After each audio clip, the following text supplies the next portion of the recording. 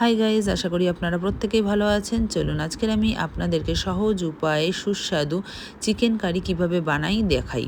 আমাদের এখানে এইভাবেই প্যাকেট করা চিকেন পাওয়া যায়। আমি একেবারে 2-3টে চিকেনের প্যাকেট কিনে নিয়ে আসি এবং সেগুলোকে ফ্রিজারে রেখে দিই।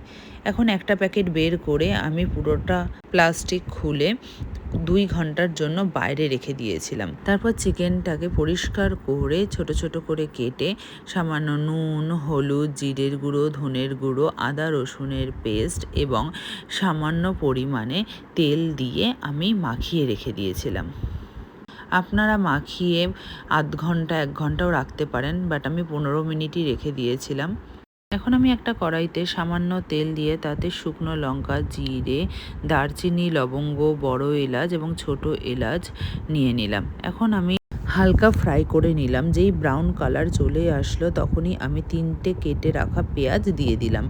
এখন আমি পেঁয়াজের সাথে সামান্য নুন দিয়ে ঢেকে রাখবো, তাতে পেঁয়াজটা গলেও যাবে এবং ফ্রাইও হয়ে যাবে।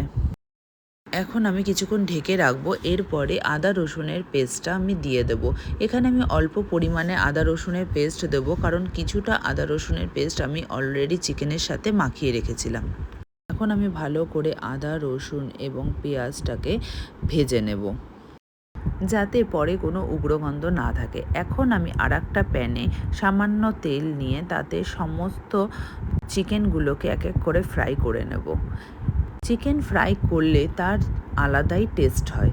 এই রান্নাটা করতে বিশ্বাস করুন আমার 20 থেকে 25 মিনিট সময় লেগেছিল। একদিকে আমি চিকেন কারিটা বানাচ্ছিলাম, আর একদিকে আমি চিকেনটাকে ফ্রাই করছিলাম।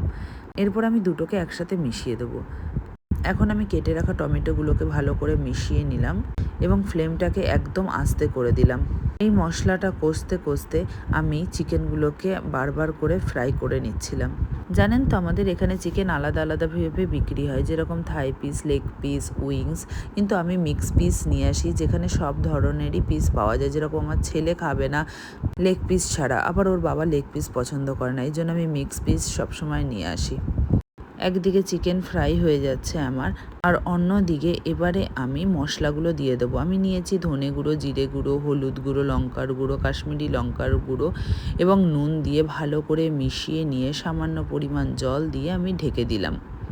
এবার কিছুক্ষণ ওয়েট করব যতক্ষণ না তেলটা না বেরিয়ে আসে। দেখুন তেল বেরিয়ে এসছে।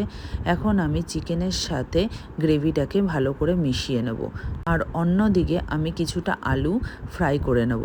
আমাদের চিকেনের সাথে আলু খেতে খুবই ভালো লাগে, তাই আমি চিকেন এবং আলুটাকে ভালো করে মিশিয়ে নিয়ে ঢেকে দিলাম। আমার চিকেন অলমোস্ট রেডি হয়ে গেছে। যদি আপনাদের ভালো লাগে ভিডিওটি অবশ্যই লাইক, শেয়ার এবং সাবস্ক্রাইব করতে ভুলবেন না। অসংখ্য ধন্যবাদ ভিডিওটি দেখার জন্য এবং আমাকে সাপোর্ট করার জন্য। বাই বাই, আবার দেখা হবে নেক্সট ভিডিওতে।